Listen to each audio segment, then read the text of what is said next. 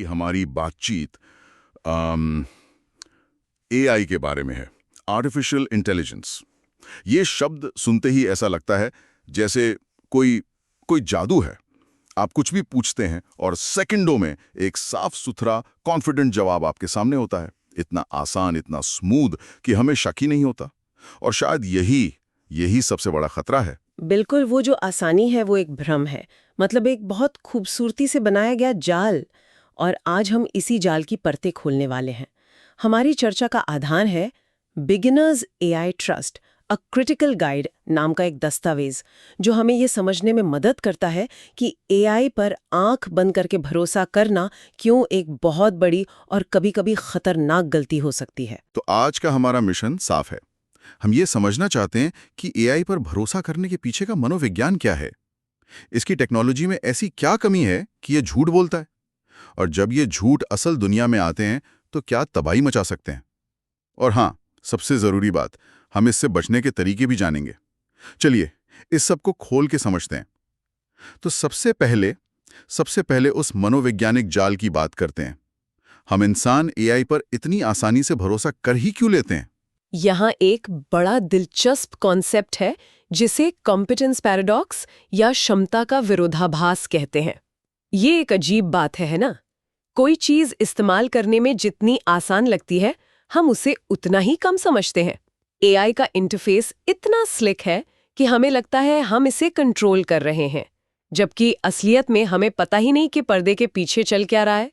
ये एक बहुत महत्वपूर्ण बात है। इस भरोसे के पीछे ना कई मनोवैज्ञानिक कारण काम करते हैं। पहला है इंटरफेस फ्लुएंसी। जब कोई एआई सिस्टम हमें तेजी से, बिना रोके, एकदम धारा प्रवाह में जवाब देता है, हाँ, फटाफट, तो हमारा दिमाग एक शॉर्टकट लेता है। उसे लगता है कि जो चीज इतनी तेजी से आई है वो सही ही होगी।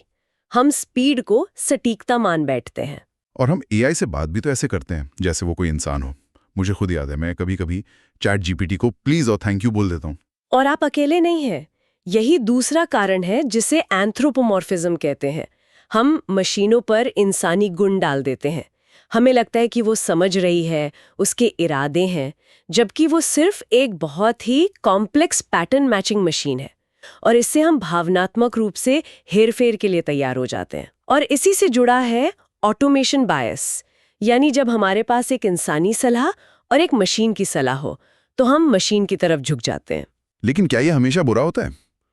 एक कैलकुलेटर भी तो हमारा सोचने का काम आसान करता है, हम उस पर भी तो भरोसा करते हैं। तो एआई के साथ ये इतना खतरनाक क्यों है? बहुत अच्छा सवाल है।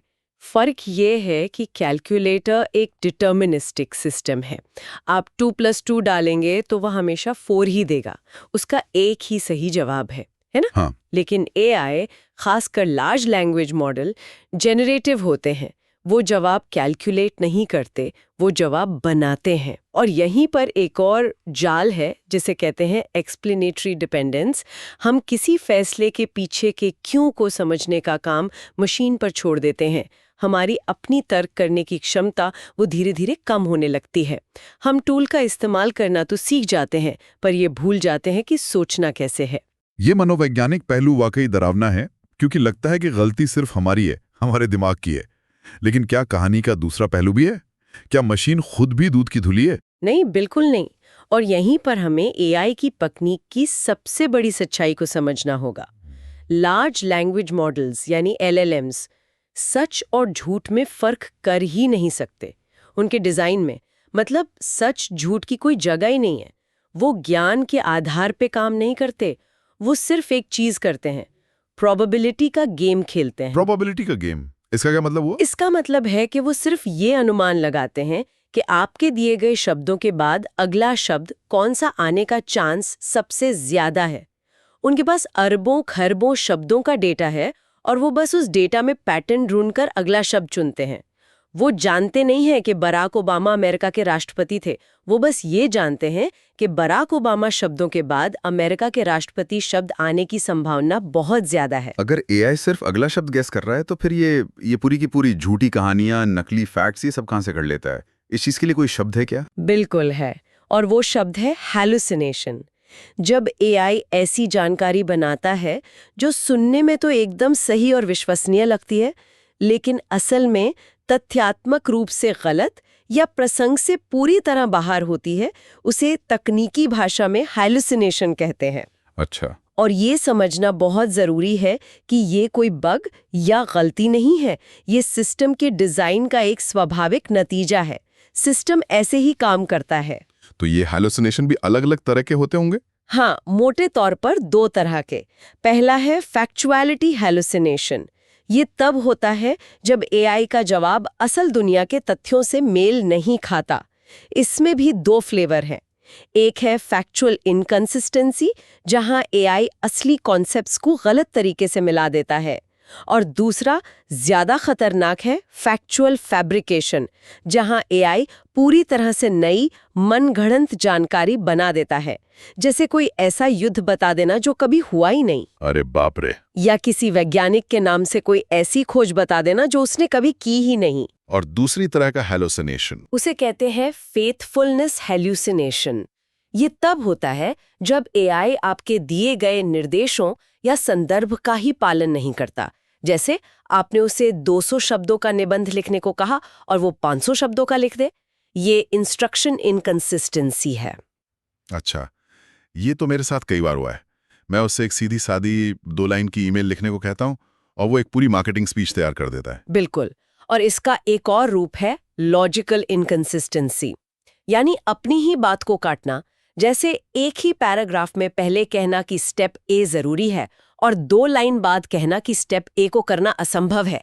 ये दिखाता है कि एआई के पास कोई वास्तविक समझ नहीं है, वो सिर्फ शब्दों को एक साथ जोड़ रहा है। ठीक है, तो हमने समझ लिया कि हमारे दिमाग में क्या कमजोरी है और एआई की तकनीक में क्या खामी है। अब देखते हैं कि जब ये दोनों चीजें असल दुनिया में टकराती हैं तो तबाही कैसी होती है, क्योंकि ये सब सिर्फ थियरी नहीं है, इसके असली और गंभीर परिणाम हुए हैं। हाँ, और ये उदाहरण हमें दिखाते हैं कि दांव पर क्या लगा है।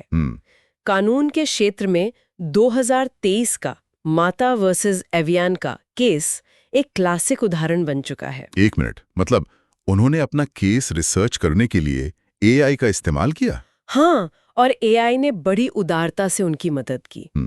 उसने 6 ऐसे अदालती मामले और उनके फैसले गिना दिए जो उनके केस को मजबूत बनाते थे।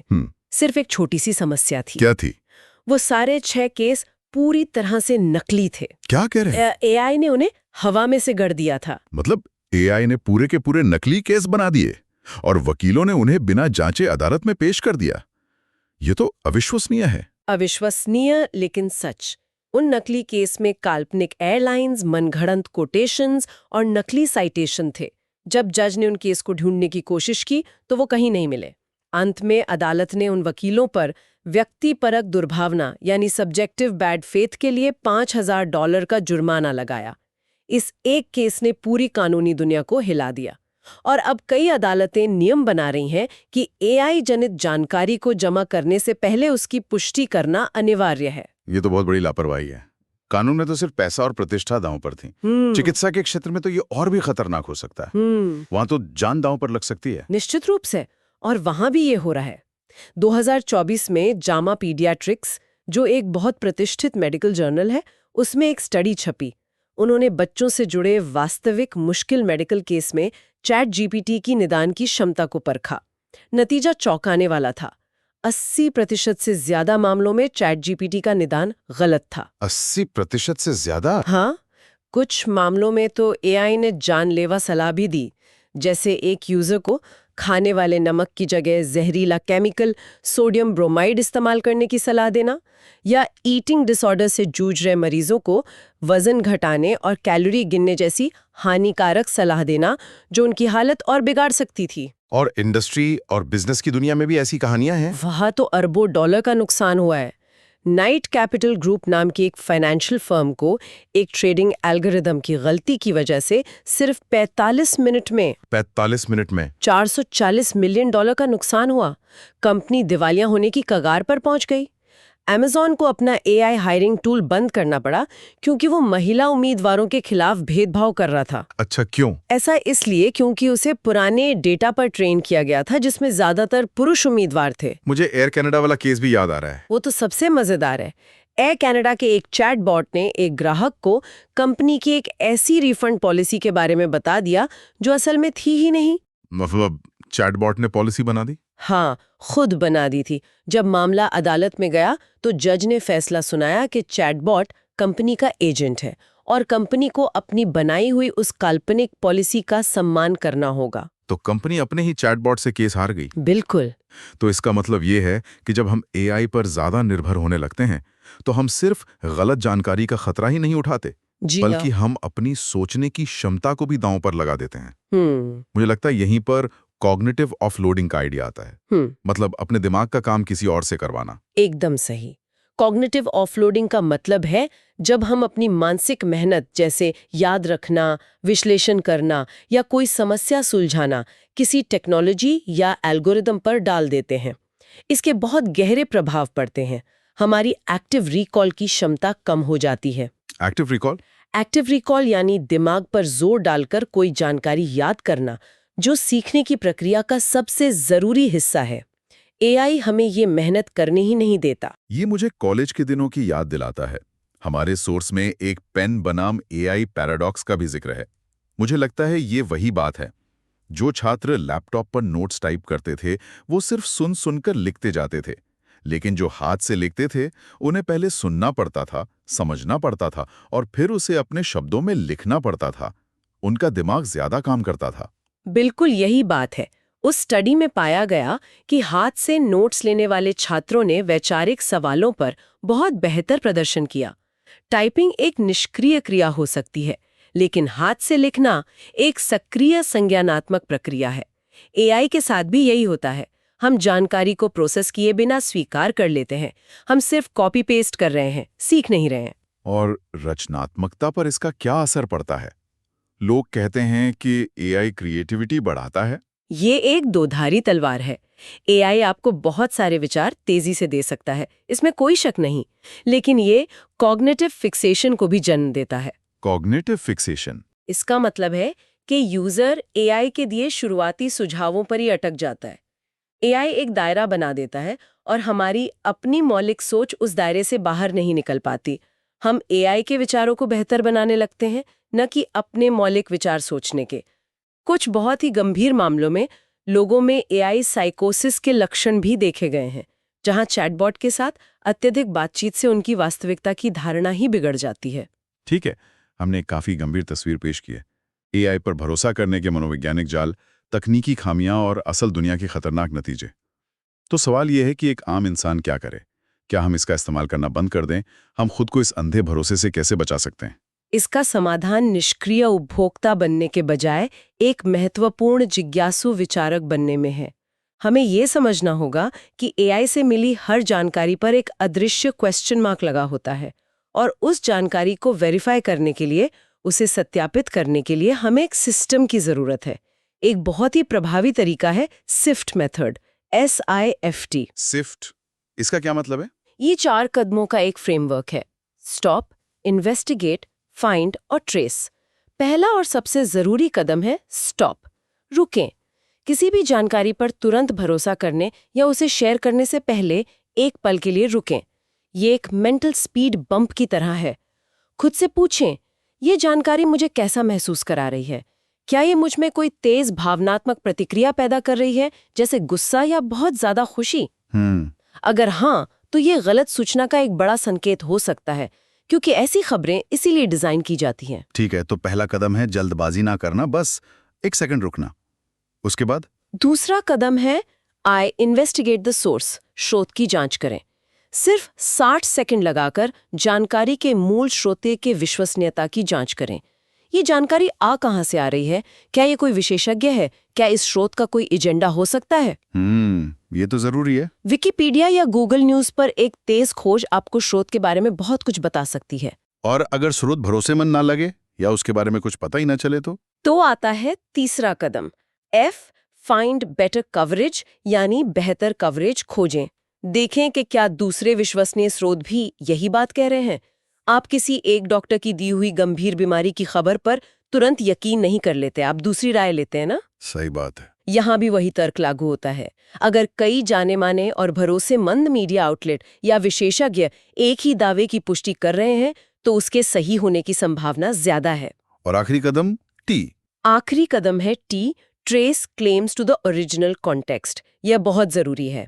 अगर कोई तथ्य, कोटेशन या तस्वीर शेयर की जा रही है तो कोशिश करें कि आप उसके मूल स्रोत तक पहुंचें। अच्छा। क्या उसे संदर्भ से बाहर निकालकर इस्तेमाल किया जा रहा है? एआई अक्सर जानकारी को उसके मूल स्रोत से अलग कर देता है, जिससे उसका मतलब ही बदल जाता है। हमें जानकारी के क्राइम सीन तक वापस जाना होगा। तो ये सिफ्ट मेथड सिर्फ एक लिस्ट नहीं है, ये एआई से आने वाली जानकारी के लिए एक तरह का मेंटल फायरवॉल है। Stop, investigate, find, trace. बिल्कुल। लक्ष्य ये है कि हम एक निष्क्रिय उपभोक्ता से एक सक्रिय जांचकर्ता बने। तो अगर हम आज की सारी बातों को एक साथ देखें तो ये साफ है कि एआई कोई जादुई चिराग नहीं है। ये एक बहुत शक्तिशाली लेकिन खामियों से भरा हुआ टूल है, जिसे लगातार इंसानी निगरानी और जांच पड़ताल की सख्त जरूरत है। इसका अंधाधुंध इस्तेमाल हमारी अपनी सोचने की क्षमता को कमजोर कर सकता है। बिल्कुल। हमें एक नजरिया अपनाना होगा जिसे एपिस्टेमिक ह्यूमिलिटी यानी ज्ञान संबंधी विनम्रता कहते हैं। यानी सीधी भाषा में कहें तो ये मानकर चलना कि मुझे सब कुछ नहीं पता और मशीन को तो बिल्कुल भी सब कुछ नहीं पता। हाँ, बिल्कुल यही। इसका मतलब है कि हम अपने ज्ञान की सीमाओं को और जिस तकनीक का हम इस्तेमाल कर रहे हैं उसकी सीमाओं को सक्रिय रूप से स्वीकार करें। हमें ये मानना होगा कि हम सब कुछ नहीं जानते और न ही हमारी मशीनें सब कुछ जानती हैं। तो अंत में ये जिम्मेदारी वापस हम इंसानों पर ही आ जाती है। हमेशा सच्चाई, सटीकता और नैतिकता की जिम्मेदारी अंततः एक मानवीय बोझ है। इसे किसी एल्गोरिदम को आउटसोर्स करना अपनी विशेषज्ञता, अपनी इंसानियत को त्यागने जैसा है। एआई हमारा एक बेहतरीन सहायक हो सकता है, लेकिन वो हमारा मालिक नहीं बन सकता। और शायद यही सबसे बड़ा सवाल है जिस पर हमें विचार करना चाहिए। जब हम सोचने का काम मशीनों को सौंप देते हैं तो क्या हम उस चीज को खोने का खतरा नहीं उठाते जो हमें इंसान बनाती है?